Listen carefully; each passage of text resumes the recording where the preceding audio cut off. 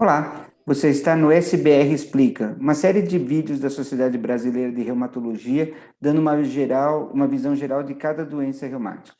Meu nome é Eduardo Paiva, eu sou médico da Sociedade Brasileira de Reumatologia, tenho experiência de mais de 25 anos em tratamento com fibromialgia, e é isso que eu vou falar hoje da fibromialgia. A fibromialgia é uma doença bastante comum, que afeta quase 2,5% da população, e é uma doença que, apesar de existir há bastante tempo, o nosso conhecimento sobre ela melhorou muito nos últimos 30 anos. E o que é a fibromialgia? A fibromialgia é uma síndrome de dor, e essa dor é crônica, quer dizer que ela dura mais que 3 meses, e ela é generalizada, é uma dor no corpo todo. Existem várias causas de dor no corpo todo, mas a fibromialgia provavelmente é a mais comum delas. O que é importante das pessoas entenderem é que a dor da fibromialgia, ela tem uma causa diferente.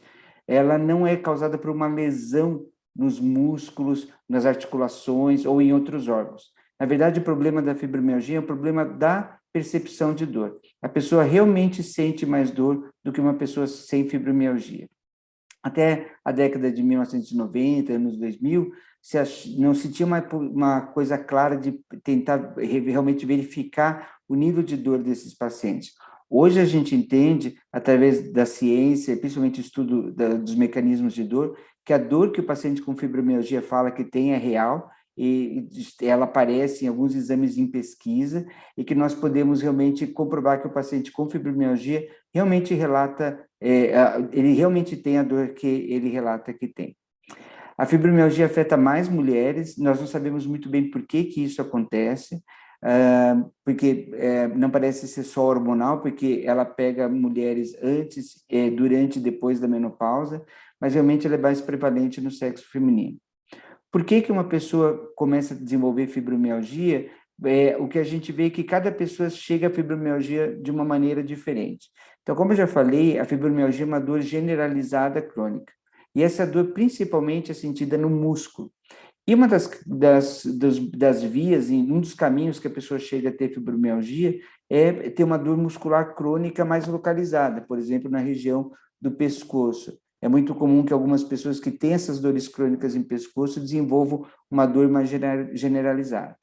Algumas outras pessoas desenvolvem a fibromialgia através de um trauma físico grande, como uma doença infecciosa, ou às vezes até como um trauma psicológico grande. Mas não importa o caminho que a pessoa tenha, quando ela chega a ter fibromialgia, o quadro é realmente parecido entre as várias pacientes, o que permite a gente fazer o diagnóstico. O diagnóstico da fibromialgia é um diagnóstico clínico. Ele não precisa de exames para ser feito, e não existe nenhum exame dos que a gente pede mais comumente que vão dizer se a pessoa tem ou não fibromialgia. Eu sempre comparo muito a fibromialgia com enxaqueca. Enxaqueca também não aparece nenhum exame, mas através da história do exame físico a gente consegue fazer o diagnóstico de enxaqueca. E a mesma coisa acontece na fibromialgia. A pessoa conversa, nós temos que conversar bem com a pessoa, examinar a pessoa, e a gente consegue fazer o diagnóstico clínico. Muitas vezes, os exames são muito mais para afastar alguns outros problemas que parecem fibromialgia, ou verificar se a fibromialgia não está acompanhando alguma outra doença reumática. O que nos ajuda a fazer o diagnóstico de fibromialgia, além da dor generalizada, é o fato de que o paciente tem muita dor à palpação da musculatura. A musculatura é mais sensível à palpação, e isso não é toda doença que faz. Além disso, alguns sintomas muito comuns da fibromialgia, como o sono que não restaura as energias, aquele sono não reparador que a gente fala, o cansaço, que é um dos sintomas mais comuns da fibromialgia depois da dor, alteração de memória, que é uma coisa que os pacientes se queixam bastante, e muitas vezes a alteração do humor para ansiedade e depressão também são comuns na fibromialgia e ajudam a gente a fazer o diagnóstico. Muitas vezes os pacientes perguntam se a fibromialgia, a dor não é da depressão ou da ansiedade. Hoje a gente acha que não. A gente vê, como eu falei, muitas vezes em estudos de laboratório, o cérebro desses pacientes funcionando, e realmente eles sentem mais dor do que pessoas sem fibromialgia. Mas isso não quer dizer que a parte emocional não seja importante. Dor sempre acompanhada de alguma emoção, e dor crônica é acompanhada de depressão, cansaço, ansiedade, por que que não aparece nos exames, por que que essa dor não melhora. Então, isso tudo nós temos que abordar também, compreendendo que deixa o paciente bastante frustrado. Algumas coisas, como a alteração do sono, são tão comuns que no começo se achava que ela era a causa da dor generalizada. Embora a gente hoje trate muito bem o sono do paciente com fibromialgia, a gente sabe que a alteração do sono, ela vem depois da dor crônica, mas é um ciclo vicioso. Se o paciente tem dor crônica e dorme mal, ele vai ter mais dor no dia seguinte. Como eu falei, o diagnóstico é clínico e é importante que o paciente traga as informações para o médico e que o médico examine bem o paciente e os exames sejam feitos para afastar outras doenças. E, além de tudo, o paciente com fibromialgia também pode ter outros problemas junto, como tendinites, bursites, dores musculares mais localizadas. O tratamento da fibromialgia ensinou muito para nós na reumatologia, porque o tratamento da fibromialgia é diferente de todas as outras dores que nós tratamos na reumatologia. Em várias doenças da reumatologia existe uma inflamação, e na fibromialgia não existe inflamação. Em algumas outras doenças, como a artrose, existe um desgaste, também na fibromialgia não existe esse desgaste. Na fibromialgia, é o sistema de alarme do corpo que está alterado. O sistema de dor está ativado sem existir um motivo para a dor. Ele está ativado, ele cansa o paciente, ele traz desconforto para o paciente, traz perda da qualidade de vida para o paciente, mas não existe uma lesão que a gente possa ir lá e tirar, ou mesmo fazer um anti-inflamatório ou um corticoide para melhorar a inflamação. Então, é como se o paciente tivesse desregulado esse reloginho para sentir dor, como ele tivesse regulado para sentir mais dor. E como é que a gente faz para voltar ao normal esse reloginho? Hoje a gente sabe que o tratamento sem medicações é o principal tratamento da fibromialgia. E o principal tratamento hoje é considerado o exercício físico. O exercício físico aeróbico, que faz o paciente mexer o corpo todo, faz o coração bater mais rápido, parece ser hoje a única coisa que realmente consegue reverter esse processo. E nós, reumatologistas, sabemos que isso é difícil para o paciente. Você imagina um paciente com dor, cansado, com alteração do humor, que o médico fala para ele, não, você tem que fazer exercício. A gente sabe que isso é difícil.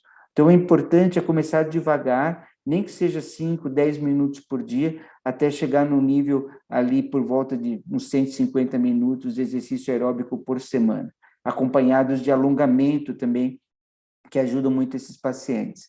Nesse caminho do paciente estar com dor e não conseguir fazer exercício, até fazer o exercício para melhorar a fibromialgia, duas coisas são importantes. A primeira coisa é a participação de outros profissionais de saúde, como fisioterapeutas, terapeutas ocupacionais, educadores físicos, psicólogos, que ajudam o reumatologista a entender melhor qual é a situação de cada paciente com fibromialgia e aconselhar melhor em relação a como praticar atividade física sem sentir tanta dor e também, no caso do psicólogo, alguns macetes para combater o estresse, lidar com a fibromialgia no dia a dia e também fazer uma boa higiene do sono, que é tão importante. E a segunda coisa que o paciente precisa para sair de um estado sedentário para de exercício, aí sim são os remédios. Os remédios não são a oitava maravilha do mundo, eles não funcionam tirando totalmente a dor, mas pelo menos eles têm que dar um alívio para o paciente para combater um pouco a dor, para que ele se permita fazer exercício com mínimo grau de conforto e comece a reverter esse ciclo vicioso que acontece em pacientes com fibromialgia. O prognóstico de fibromialgia é um prognóstico bom, porque o paciente raramente vai ficar incapacitado ou vai entrar, né, não é a doença que vai estragar as articulações, nada disso.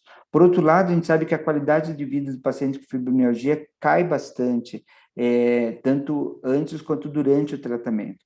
Então, é bastante importante que a gente invista o mais cedo possível no tratamento não medicamentoso para dar qualidade de vida para os nossos pacientes. A maioria dos nossos pacientes, tanto no nosso ambulatório universitário quanto no consultório, os que também é que estão fazendo atividade física aeróbica. Isso é uma coisa que não pode abrir mão. A gente fala que o preço da liberdade é eterna vigilância. E no caso do paciente com fibromialgia, a eterna vigilância é fazer atividade física sempre. Se o paciente para por férias ou por alguma coisa, o quadro de fibromialgia pode voltar. Nós ainda temos muito o que estudar da fibromialgia, mas nós já temos um grande entendimento do que está acontecendo. Então, não aceite quando falam que a fibromialgia é uma doença desconhecida, ou que é um balaio de gato, que quando a pessoa não sabe o que tem, falam que tem fibromialgia. A ciência da fibromialgia tem avançado a passos largos para ajudar cada vez mais nossos pacientes. Muito obrigado e obrigado por assistir esse vídeo da Sociedade Brasileira de Reumatologia.